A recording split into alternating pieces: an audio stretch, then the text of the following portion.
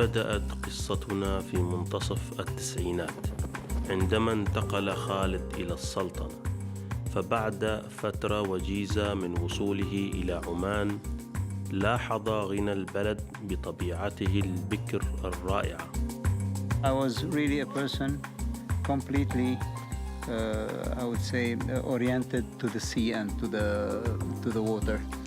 أول رحلة استكشاف في كهف التري برفقة متسلقين محترفين أشعلت شغفه للمغامرة. This trip, I all the time talk about it because it was the first time ever in my life I do a real trekking. It was the first time in my life I do caving. It was the first time of my life I see a climbing rope. So it was really the very beginning of, I would say, a love story between me and the mountains, the wadis, and the caves of Oman.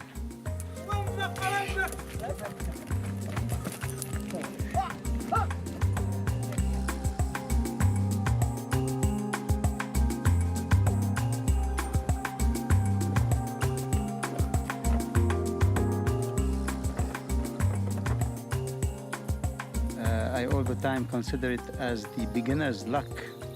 I found inside this cave an extraordinary chamber.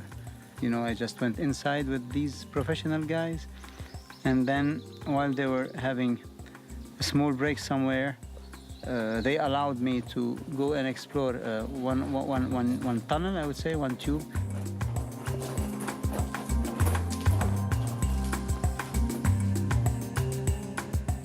And I just squeezed my head into a hole, and there was just, I don't know, it's a firework. Another huge chamber just opening with calcite, with some formations that I've never seen in my life, with these, what we call helictite, these very thin kind of calcite formation that grow against, I would say, the laws of gravity. They grow just horizontally from the stalactites and stalagmites. I was like, wow, I mean, this is unreal.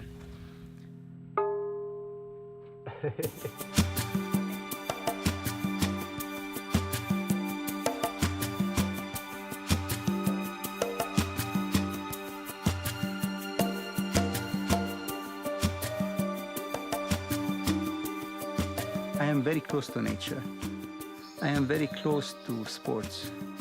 I like to share anything which is nice, anything which is beautiful, anything which is tasty with others, because when I see others happy, I'm happy.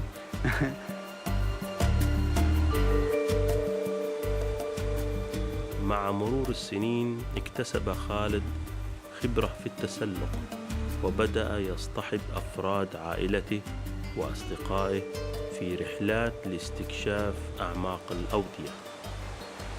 Canyoning is a new activity, I think, outdoor activity, which is really very interesting and very pleasant, because it's involving a lot of different activities in the same time. And by that I mean that when you do a canyon, you can expect pools to swim, you can expect waterfalls to abseil, you can expect a small wall to climb, and of course trekking. And on the top of that, you have to have a good sense of orientation to know where you go and how to go to reach your destination.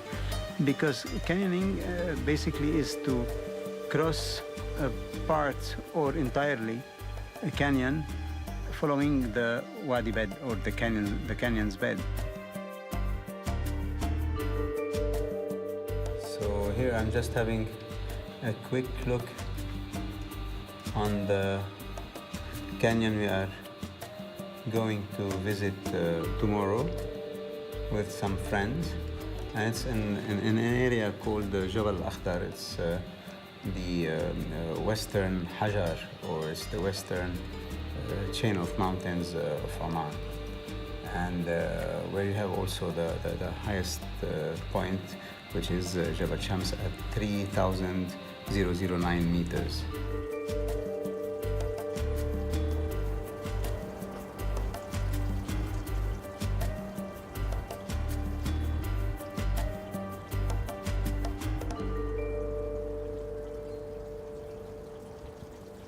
هذا الماء أول كانوا يستغلون الأهالي في ري المزروعات.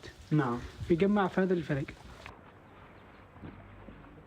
أول شيء طبعا سلطنة عمان معروفة بأنظمة الري التقليدية اللي هي الأفلاق، وهي اللي تغذي أو تروي معظم واحات النخيل في السلطنة.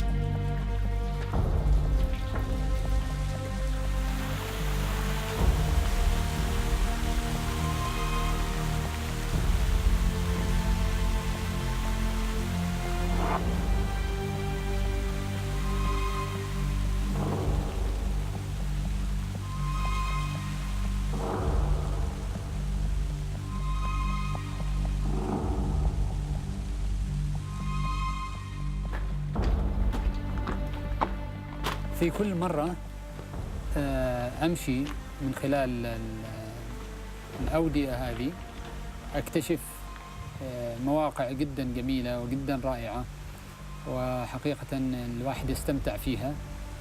ويجب مثل ما أسلفت يجب أن نتركها نظيفة، وأيضا نحاول بقدر ما نستطيع أن نحافظ على المكونات البيئية الفريدة التي تتمتع بها هذه الأودية وهذه الجبال.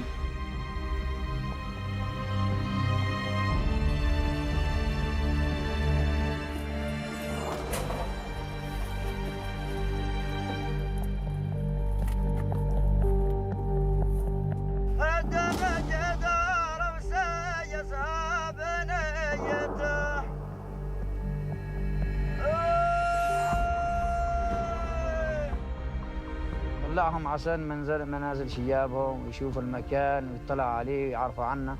بندربهم يعني وهم من صغار يعرفوا ان مكانهم هذا، وعاشوا اجدادهم وابواتهم في هذا المكان، وعشان بعدين اذا تعالى اخذنا من الحياه زين يظلوا ان عندهم نمذجه عن هذا المكان. من تركوا الشياب، يعني كانوا شياب يسقيوا شياب، تركوا هذه البلاد يعني عثروا، والشباب اللي طلع ما يشتغلوا بهذه الشغله، وانا طلعت لشياب ودرت اسقي كذا، خويت هذه المهنه ودرت اسقي حتى على الناس جماعتنا كامله اسقي لهم، اسقي المزارات.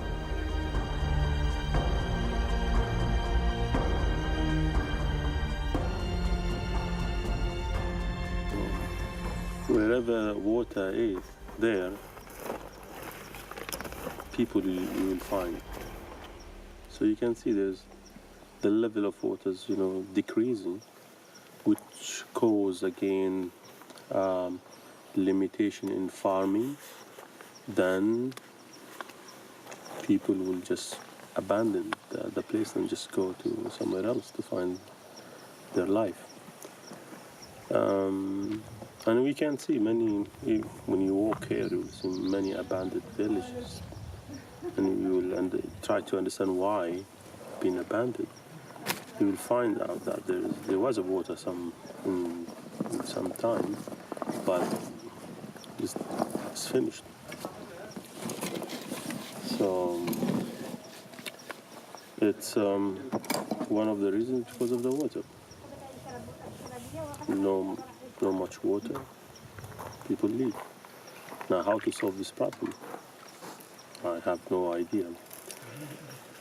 We'll pray. That's what we can do to make the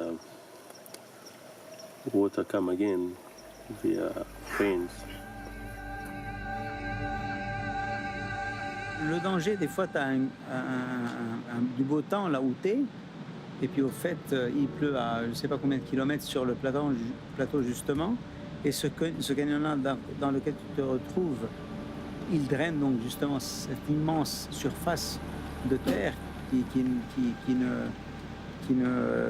n'absorbe pas l'eau, tu as tout l'eau qui se met dans ton canyon, et puis l'eau, elle monte pas vite, elle monte très vite, et puis tu n'as aucune chance de t'en tirer, aucune. Donc j'arrête pas de mentionner cet accident qui a eu lieu en 95, juillet 95, j'étais en Oman, c'était pratiquement mon premier voyage en tant que médecin visiteur dans le pays, et il y a eu 12 morts dans un seul canyon en un jour à cause de la crue. Fais gaffe, ça glisse. Des cascades qui coulaient de ces falaises qui font peut-être 600 mètres de haut et qui partaient toutes dans le lit du canyon là où on est là.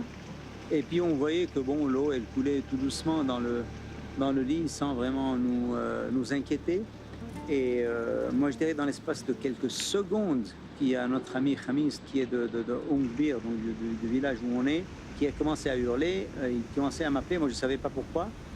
Et puis le temps de réaliser que c'était l'arrivée de la vague. Et quand je dis l'arrivée de la vague, c'est l'eau du canyon qui montait à vue d'œil de, je dirais, quelques centimètres à peut-être, je sais pas moi, 1,50 m d'eau sur une largeur de 25-30 mètres.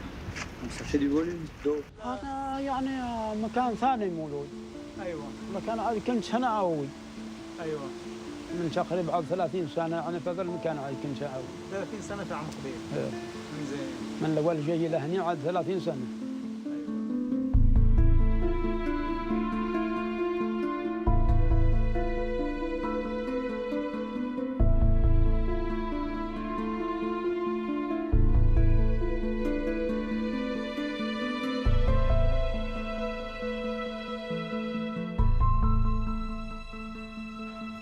This is actually Wadi Tiwi, where it reaches the sea. This is the exits of Wadi Tiwi to the sea. So if you go backwards, tack, you reach the amphitheater where you have the village of Amqbir. So basically, when you start in Amqbir, you need around, I would say, 11 to 14 hours to get out of the canyon.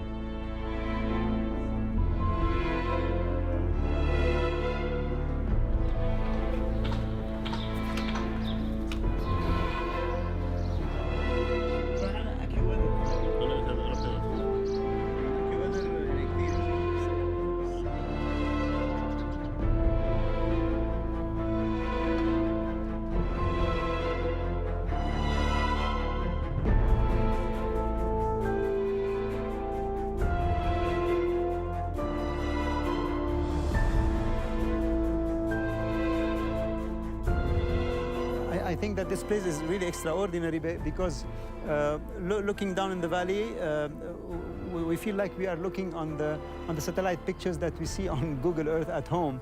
It's exactly the same feeling.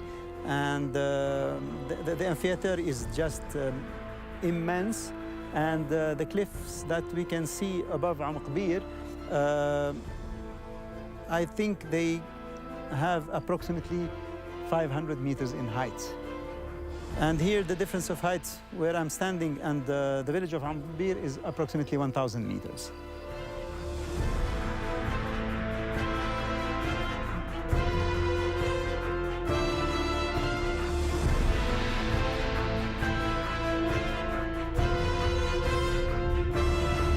We can see down in the valley there's the road that leads to Amqbir that is unfortunately broken because of the rain.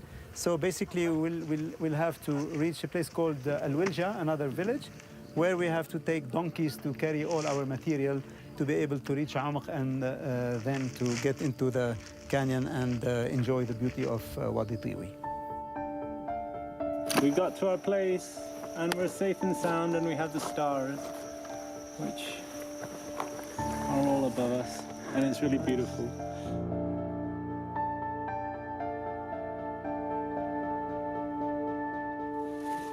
Alors c'est ta première approche à pied dans Wadi Tiwi. C'est pas mal. Tu pourras dire que tu as fait Tiwi intégral.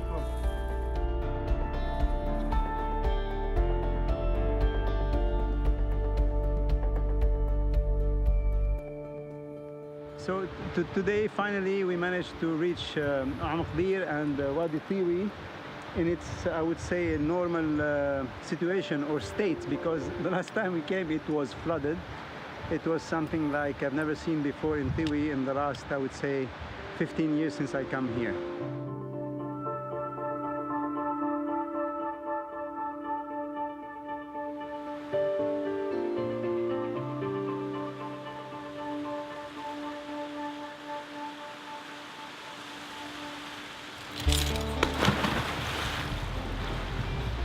Oh le bonheur!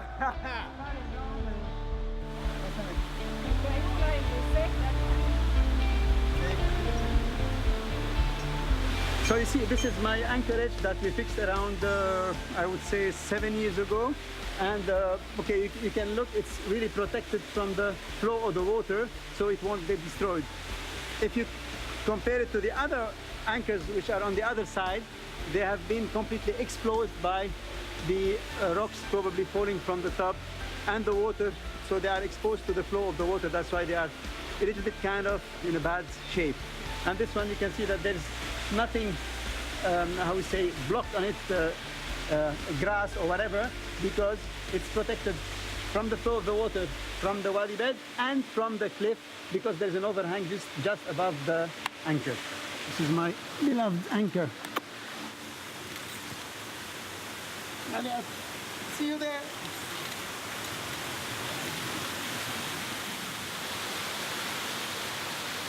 For me, the mountain is like the mother, you know, mother of everything.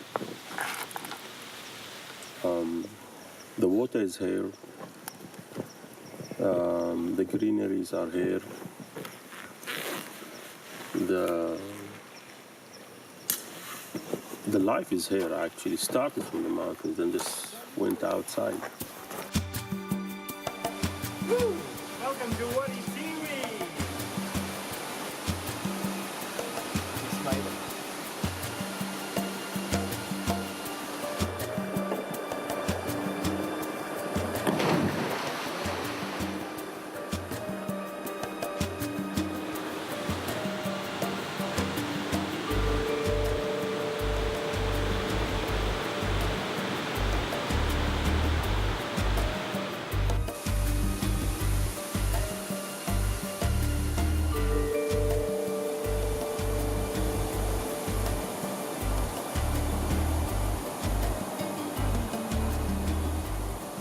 I think myself as a part of a whole. So, and I am linked to the other people. So I don't consider myself as one person. No, I consider myself as a part of an entity. And yeah, I think that's what else I can say.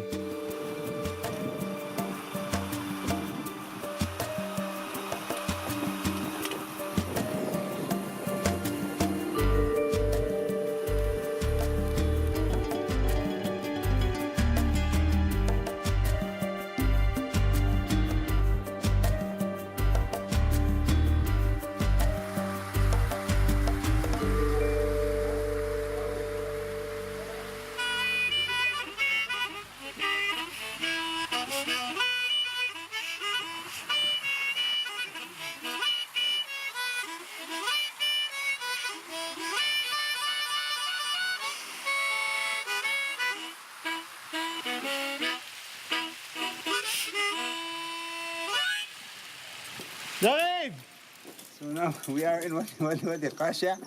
Actually, we were delayed for technical problems, and now we are heading to our bivouac, which is around 10 minutes away from here.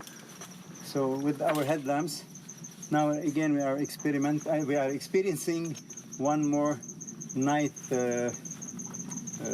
bouldering in Oman. So let's go.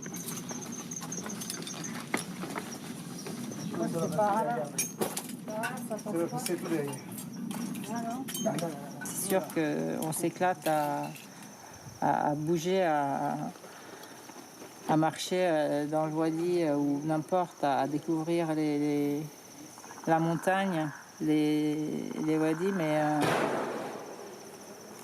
ce qui est intéressant, c'est qu'on est seul. Donc tu découvres, c'est pas seulement que c'est de la découverte, mais on est seul au monde. T'as personne derrière, c'est pas comme n'importe où ailleurs tu vas dans le monde où tu fais tu te balades en montagne, il y a plein de monde autour. Ici, ça risque pas d'arriver. Les endroits où nous on va, il y a encore personne. The only problem is that for drinking water there is a spring in the drop and I don't want to do it now because I will. عندنا enough water now. We have enough water for drink? Okay, great. Then anyway, this water I will drink and it's running water, there is no problem. You can boil that anyway. Yeah, exactly. Pas de problème. Yes. Apéro. Je ramène 6. Mais il n'y a rien là, Kevin. Du bœuf? Que du bœuf, ok. Il y a 4 encore. They are the crazy family. That's their nickname, Majanine. I only found that about recently. And it's great to be able to come out here and experience this beauty in this part of the world with this fantastic family of 4, mother, father, daughter, son.